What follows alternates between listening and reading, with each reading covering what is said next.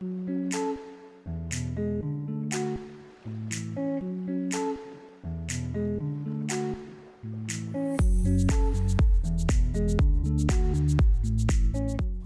my name is Sylvia Moraa Mochabo and welcome to Everyday Woman. I am a mother, a graphic designer and a brand consultant by profession. I run a foundation called Autistic for special needs persons where I champion for inclusion of persons with neurodevelopmental disabilities.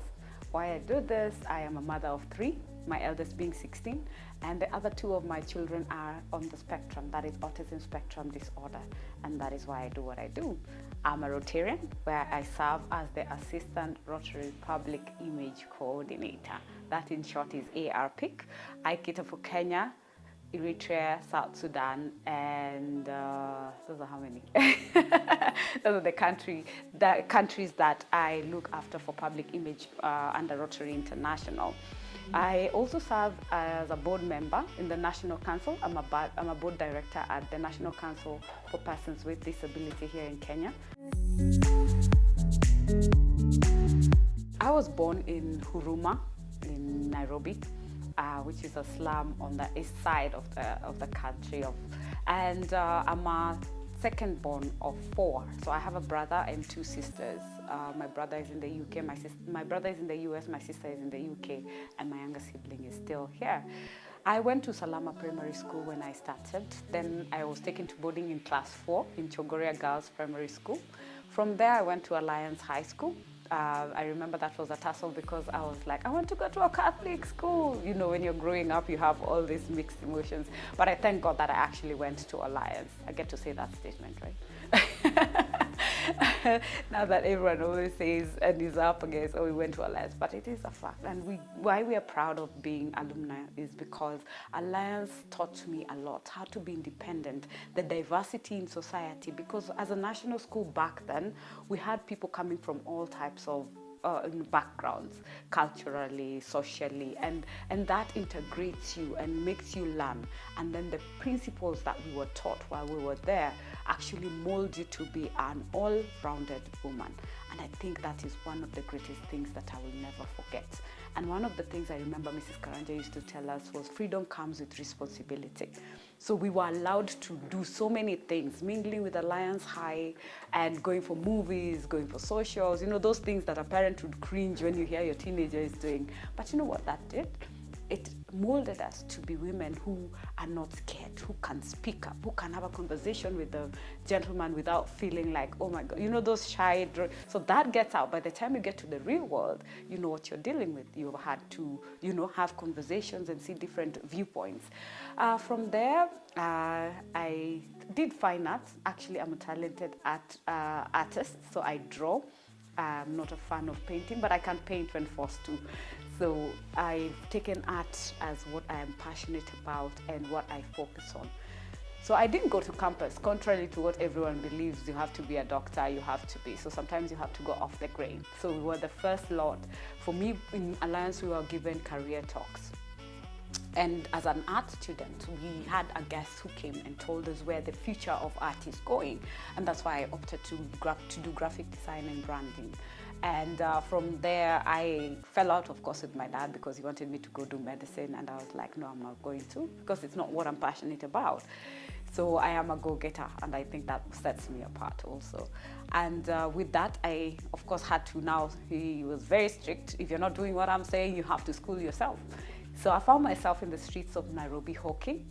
I worked at the EPZ Carson's packing soap to just save up and get sufficient fees to go to school.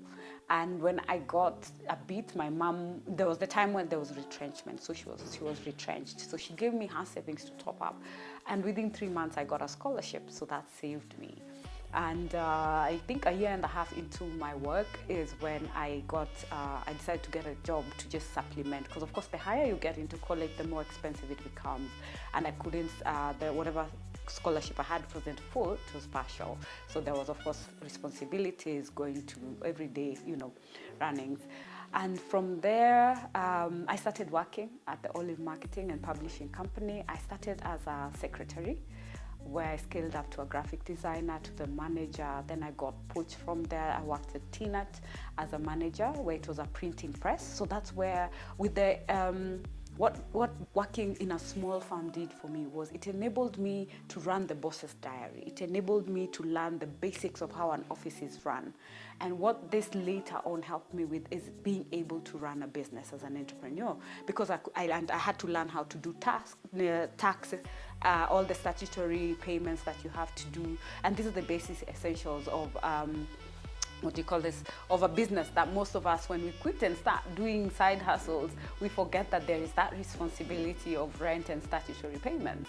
We just see the glitter of I am a boss. So that molded me and prepared me for the future at that point. Then when I got into TNET, at TNET I was a manager, so I had to learn operations of the machinery. This is something we don't learn in school, because we just hear there's printing. So now I had to be down, understand how to calculate papers, how to calculate inks levels and machines that are the big ones, the small ones. So that getting down and dirty on the ground actually gives you the exposure that you can't just get with the easy, just go and scale up. So I appreciate that. From there I worked with Elite Pre-Press, where I was also taken in as a manager. And the good thing, when you give it your all, I did not have to submit my CV. I was referred to TNET. When I was at TNET, I was working with Elite indirectly.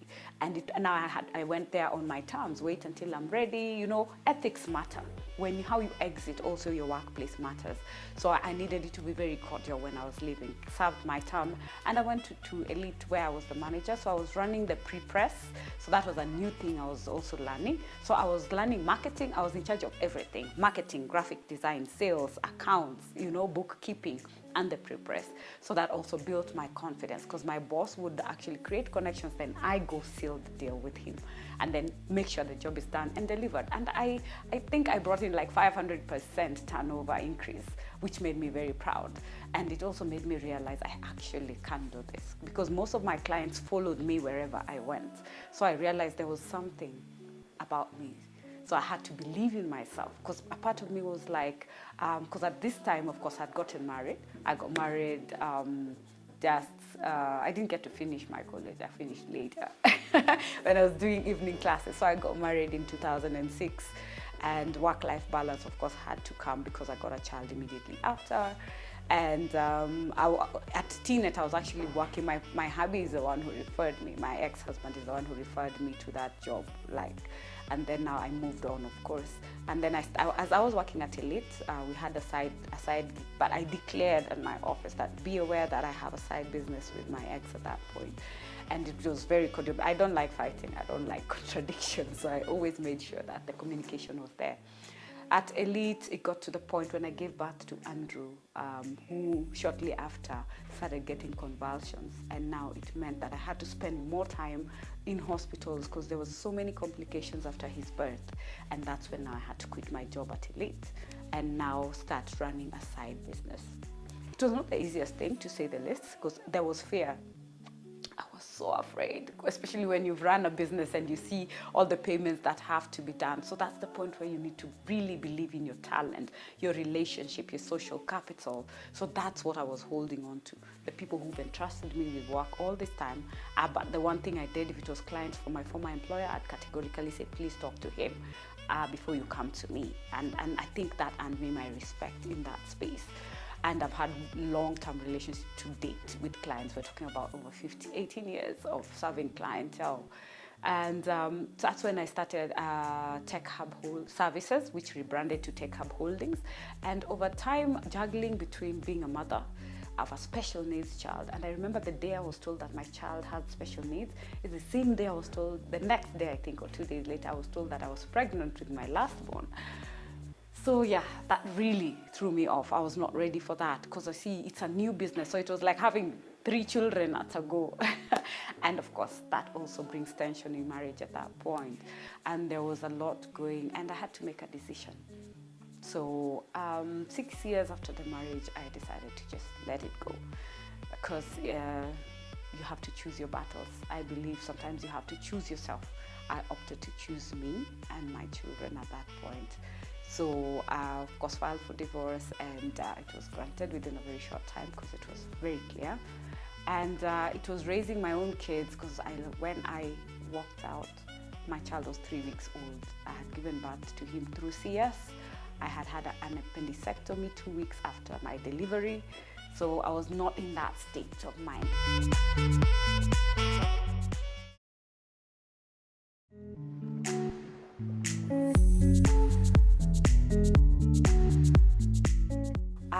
Before I got Andrew, I had lost a child in between, which sent me into a space I was thinking I was not ready for. I feel like there was too much going on in my life. I was just I was at that point of, self-discovery, and I fell into depression, actually. I remember I attempted suicide. I was not successful. I believe God decided I'm not done with you yet. So that is one of the experiences that I learned, that you really need a society around you. But you see, the problem is, most of the time as women, the minute we get married, everyone puts you aside. So you end up being alone, and you end up being with only your husband's friends as your friends. So even if you're going through stuff, you find that you don't have that support system. And also the other thing was, when I was going through this, most of my friends had not gotten married. So there was that hard state of who now becomes your friends. It was a struggle restarting life. I remember I used to have 1 meal a day so that my kids can have a 3-square meal. And being special needs children, like my children were lactose intolerant, you have to buy very expensive milk. And then at that point, I couldn't afford it. And then Andrew needed medication to control his convulsions. And it was tough. I got notice of disconnected electricity, notice of evacuation, but you don't give up. And the other thing that I learned from that is friendship. The people who say they're your friends by word only, because so many people would say, if you need anything, you can count on me. And when you call them, that's when you realize it was just a statement to make you feel good at that point. Because every time you call, it's, I can't. And the hardest thing is, like, someone will tell you they can't. Even it was just basic, something as small as, give me 500, I just buy milk for the boys, I'll give you in the next 2 days when a client pays. And then the next minute you'll see someone has bought something else, and you're like, it was for the children, it was not for me. We're supposed to be friends. You're supposed to be there for me. We've been friends for long. But sometimes, they don't have that responsibility, and that's one thing sometimes you have to learn. It's by choice for someone to help you. So that taught me to be very, very independent. And if anything, if I call out for support, I have to be able to do it myself and make sure of that. Later, I expanded. I got into BNI. I took time out and joined Alabastron and worked on myself, because sometimes you remember you carry so much burden, all this pain from everyone, from a broken marriage, from childhood, where someone had taken advantage of me and I couldn't talk to anyone. It all comes piling up, and it messes up your relationships, because even the things that sometimes we hear in school, at home, when you're told you're not enough, you're stupid, you can't do it, we package it. What we don't realize, it affects us in the future. So I took time in 2015 to deal with me as Sylvia. Who am I? What do I want? Will I let my broken social life define who I am? And I had to come out of that shell and love me for who I am, take myself, self-care. The only people I remember, I had my closest friend, and I had my dad would come in every morning. But then, as much, you have to be content with, like, now with the social media, it will be just, on Facebook. But having that actual friend to stand by you was one thing that, if I say through my hardships, was the hardest, to find someone who'll stand by you. So you learn to just believe in you and pick yourself up. And then I called, as a Rotarian, I joined Rotary after I did my self-work. I joined Rotary because I was now ready to step out of my shell. And in Rotary, I found a new family, to say that, and service, because I wanted to help. I'm a natural nurturer. So I wanted to have that where I can put my energy. And of course, I had my networks, which was helping my business, because it was a young business at that point. And I found mentors also who have now helped me scale up my business. I joined Business Network International, where now I got so much into it that I learned. I got a mentor in business. I spread out. So from Tech Hub Services, I rebranded to Tech Hub Holdings. Then I demarcated that. I had Tech Hub Creations for design and branding and PR and communications. I have tech events because I found myself so much in the event space, and those feed into each other. If I get an event, then I brand it, of course. We find that synergy. By 2019, I lost 2 of my friends in the span of 1 year. So every time I looked at this photo of the 3 of us, and they were like, that very successful one, achieved, taken care of their parents, very prayerful, I kept asking myself, oh my God, I am next. What do I have to show for my life? What have I done? Because when I was going through hardships, my relationship with God practically ended because I could not understand how God could be so cruel and let me go through all these things. I kept questioning why. Why do I have 2 special needs kids? Like, one is not enough.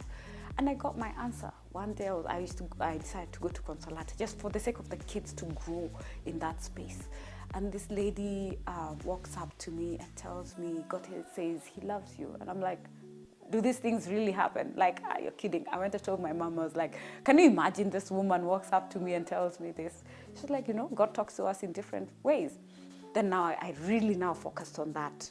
What is this he's trying to say? Every book I opened, it was about speak up. It was about less fortunate. So that's how I got drawn to find out what it is.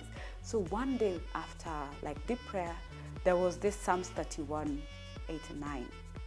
Speak up for those who cannot speak for themselves and ensure justice is done. So, and that's where now I got my purpose of, I knew, if I went to the UK to try and stay with my sister and align my head, because for me, I thought I was actually dying, because when all your inner circle, and I was like, what's my purpose? Everywhere I went, it was about special needs, this person, special needs that. So I just took a book and started taking notes and asking questions, how it was done in the UK. How did they end up with systems that actually function? Because my sister's child also has Down syndrome. So he was in a special school. I was able to go to the school. So I took about 1 month away. I just told my mom, just take care of my kids and the nanny. I brought in my grandma and I told them I need time to figure out what it is that I want. And I'm glad for that support because I would not have been able to find myself. And when I came back, it was clear. I remember I did an interview and what they wrote as the title was, when my son first called me mom at 5, Andrew called me mom at 5, Even right now, we still struggle with communication, but that journey was the hardest, And then that verse made sense as to why. Remember, I was questioning God, why too? But it was 2 very different. And that's how Andy Speaks for Special Needs Persons came up. Because one incident where Andrew was walking around with nails in his shoes, but because he was nonverbal, he couldn't tell me. He was just uncomfortable. So I thought, how many more children go through things? I see him being bullied. I see him being rejected. I feel the pain, but he can't tell me, I want to join these kids. I want to do this with these other kids. So that's where the name Andy Speaks comes from. So at Andy Speaks, what my focus now is championing for inclusion, integration of special needs children and their caregivers. Because the things we go through in matters education, health, social welfare, social protection, employment, women have to hide their children. Women can't work because 80% of their life, their children depend on them, and you have to be home. And that is how I started this journey of advocacy for special needs children. And I was using the skill sets that I acquired as a graphic designer, communication, social media. That's what I used to raise awareness. So then a friend of mine, one day we were doing Sunshine Rally. It's a Rotary event where we bring about over 7,000 special needs kids for one day. I figured I'm not alone. There are all these other parents. What more can I do? So that is one of the things that advised that. But then how do I get the government to listen to us? So my friend asked me, have you thought of modeling? We were actually at KT and I finished an interview about Sunshine Rally. We were taking photos outside and she asked me that question. I'm like, I'm old, I have children, what do you mean? And then she was like, actually there is a Mrs. Docket. I'm like, I'm not a Mrs., I'm a divorcee. We always give ourselves excuses in life, but it takes that friend, this new set of friends that I found who saw the potential. And she told me, no, I know a friend who did it. She called her up immediately, booked an appointment. We went, they called South Africa. And apparently there was a space now for divorcees or mothers and single parents who could join. And that's how I ended up joining Africa Pageants. So I'd never done modeling in my life. I was rejected at 18 when I tried to be Miss World. I was told I was like 1 inch short or something like that. I know I was broken and I shelved that. But you know, when I was doing self-mentorship, we were asked to write all the dreams we had. And in 2015, I'll never forget. I still have that yellow manila paper. I indicated everything. And that was one of the things that I wrote. And in 2020, when I looked back, after I went for Africa Pageants, and I came back with 3 titles, because I came back as Miss Africa United Nations, Miss Africa Elite 2020, and Elite Face of Africa. Those are things, if someone told me I would not dream of. I came back breaking 3 records that have never been broken in the 20 years of that organization. I had 19 awards. You know, when you sit back, but it took one person, one other woman who believed in me to push and create the way for me to be there. And now I took that as my platform to speak up now, the way the Bible said. And I've been serving, I'm the longest serving. I'm on my 3rd year of Miss Africa Elite. Oh, 1 year is thanks to COVID. And this year, because last year when I went back to hand over the crown, I came back with it, plus the Queen of Africa. And then now in August, I'll be going to Canada to represent our continent as Miss Africa United Nations. So it's great responsibilities balancing all this. But what has it done? When God puts something, He gives you the way. Because with that platform, I got the audience. You know, one thing I'm always proud of, or one thing that I'm like, I wrote to the First Lady, Her Excellency, Mrs. Uhuru Kenyatta. And she responded, Margaret responded. And I was like, oh my God, I have from the Office of the President a letter. That's something I would never have thought of. I sit also in KICD in the academic committee. The curriculum, how inclusive is it? How many atypical children, as we call them, normal children, understand what the divergent ones require? You know, there's typical and atypical. So do we understand, how do we coexist? How do we get integrated? So just general guidance so that when these decisions are being made, we're like, hey, you're forgetting this, children. This will not work. This will work. Let's look at it in a different angle. And that way we'll be able to make a difference. And that's how I am where I am right now. And I'm currently now engaged, which was like a dream I knew, because everyone in society tells you, which man is going to take 3 kids? 3 boys, because that's something that was sung to me until I also started believing that no one will take you with your children, and you have special needs children. It's one of the things that you resent yourself to, and you're just like, I'll be okay the rest of my life by myself. But as God would have it, yeah. So I think it's 3 weeks now, and I'm super excited about it, and I know God is a God of second chances. You believe in yourself, you work towards it, stick to your principles and what you believe in. Trust the process. You can reach me on Twitter, that is Moraa Sylvia. On Instagram is Sylvia Mochabo, and on Facebook, yours truly, Sylvia Moraa Mochabo. Or actually, I'm full, so you can follow me on Facebook or follow my page, that is Miss Africa Elite, and in brackets Sylvia Moraa Mochabo.